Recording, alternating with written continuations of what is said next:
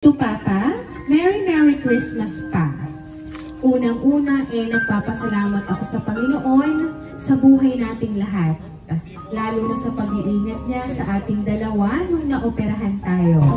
Papa, maraming salamat sa ibinigay mong kidney sa akin para madugtungan muli ang buhay ko. Maraming salamat kasi kahit anuman yung nangyari noon sa ating pamilya, mas nanaig pa rin sa iyo ang pagiging ama na kayang isakripisyo ang sarili para sa aming mga anak mo. Papa, sorry ha kasi nung bata talaga ako hanggang 18 years old ako ay nagtanim ako ng sama ng loob sa iyo. Pero dahil sa Lord, Papa, tinuruan ako na magpatawad at hayaan na lang ang nakaraan. Masaya akong makita na inaalagaan mo na ng maayos ang iyong pamilya. Papa, muli akong magpapasalamat sa Panginoon at sa iyo para sa buhay na meron ako ngayon. Ang aking hiling sa ngayon ay ang aking full recovery nating dalawa at ang panghabang buhay na kalakasan ng ating mga pangangatawan. Salamat ng marami kay Lord kasi binigyan kami ni Tutoy ng mga magulang na katulad niyo ng mama na kayang gawin ang lahat para sa mga anak. Salamat sa inyo, Papa at Mama. Mahal namin kayo ni Tutoy. Hiling ko ang mahaba pa ninyong buhay na dalawa. Merry at Happy Christmas, Papa. God bless you palagi at ang iyong buong pamilya at pamilya namin. From Elaine. Pa, abay kumusta na? Merry Christmas ulit. Pailang bati na are at nagbabawi. Matagal na hindi nagkabatian pero maiba ay una, salamat sa Panginoon na siyang nagbigay ng lahat at salamat at tayo ay ginabayan niya mula simula hanggang ngayon. At tuloy-tuloy pa din ang pangalawa ay salamat sa iyo. Oo, nandun na yung nangyari sa pamilya natin. Pero ako'y masaya pa din dahil nung dumating ang araw na kinailangan ka ng aking kapatid ay hindi ka bumali sa isang pangako mo. Ako'y lubos ang pasasalamat dahil sa sakripisyo mong ginawa sa aking kapatid. Mahal na mahal ka namin. Huwag mong kakalimutan iyan. Maliit pa lamang ako ay marami akong katanungan. Kaya ngay kahit ako'y tanungin noon, ay nagsisisi ako sa mga isinasagot ko na mali. Dahil nung ako ay mas umidad, ay hinanap ko ang sagot sa bakit. Ikaw ay wala. Bakit ano? Ano ba ang dahilan? Maraming bakit na hindi masagot, pero yun pala ay may tamang oras ang kasagutan.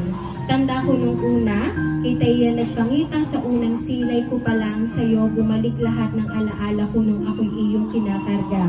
Isinasakay sa motor at iginagala kahit na gayong maikli lang ang memorya nating mag-ama, ay hindi ko yun makalimutan. Kaya pala ako'y binigyan ng Panginoon dahil ng matalas na memorya ay para ma-save ko yung maikling memories natin. At meron palang nakahandang pagsubok sa atin. Ayun ay magkawatak-watak tayo. Mahirap sa atin lalo na at ako'y bunso, lalaki pa. Hanap ko lagi ang karga mo, ang yakap mo, ang pasalubong mo sa hapon, hatid mo sa umaga na hindi ko na ulit nararanasan. Maraming salamat pa din dahil naranasan ko yon sa maikling panahon na tayo magkasama. Hindi ko yun makakalimutan pa. Ako'y lubos na nagpapasalamat sa iyo sa malaking sakripisyo mo sa aking kapatid na kahit mayroon ka pang 3 anak na kailangan paglaanan ng iyong buhay, ay hindi mo pinabayaan ang aking sidya. Lubos ang pasasalamat ko sa pangalawang buhay na ibinigay ng Panginoon sa iyong pamamagitan at hiling ko lagi ay ang iyong patuloy na paggaling, kalakasan ng katawan at masaganang buhay sa iyo. At sa iyong buong pamilya, ikaw ay mahal na mahal. Iisang hiling ko laan sana bilang panganay mong lalaki ay huwag mong hahayaan masira ang pamilya mong naubuo dyan. Ako'y lubos ang pasasalamat din sa iyong napangasawa, kay tita, at hindi man lang siya nagdalawang salita na hayaan ka sa gagawin mo. Lubos din ang pasasalamat ko sa mga kapatid ko dyan na nauunawa ng sitwasyon na kanilang ate. Sana din ay huwag ka nang magsusugal at focus ka sa pagpapagaling mo at punuin mo ng pagmamahal ang pamilya mong nandyan sa iyong tabi. Iyaan mo at kaming magkakapatid ay sobrang saya at kontento na hindi ka pinagdadamot sa amin. Di man kami lumaki ng buo ang ating pamilya, mahalaga ay maayos tayo nagkakapulo ngayon. Sana ay punuin mo ng masasayang memories ang 3 kong kapatid dyan. Happy memories na madadala nila sa paglaki nila at ayaw kong mararanasan pa nila ang aking dinanas. Kaya ipinangako mo sa akin na buong buhay mong pag-iigihan ng iyong pamilya dyan. At maraming salamat sa iyo. Yaan mo pag-uwi ko kita ay magpapangita kahit paano ay gagawa tayo ng memories sa atin. Tulad ng ginawa natin, Daddy.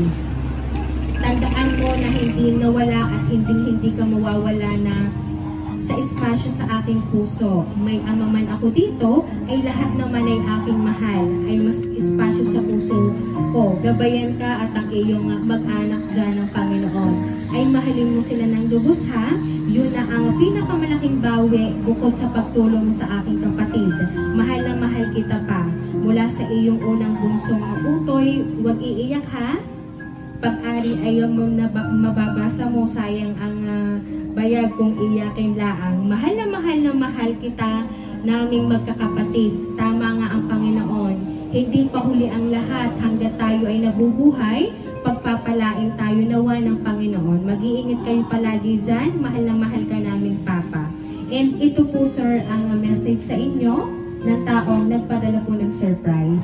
Papa, sa simula pa lamang ay nagmahalan tayo. Nabuo ang 2 mababait at matatalinong anak na si Nene, si Jaja, at ang ating bunso na si Utoy Lexon. Maraming tanong at maraming pagkakataon, yung hinintay ka namin. Hinanap ka namin hanggang napagod na kami.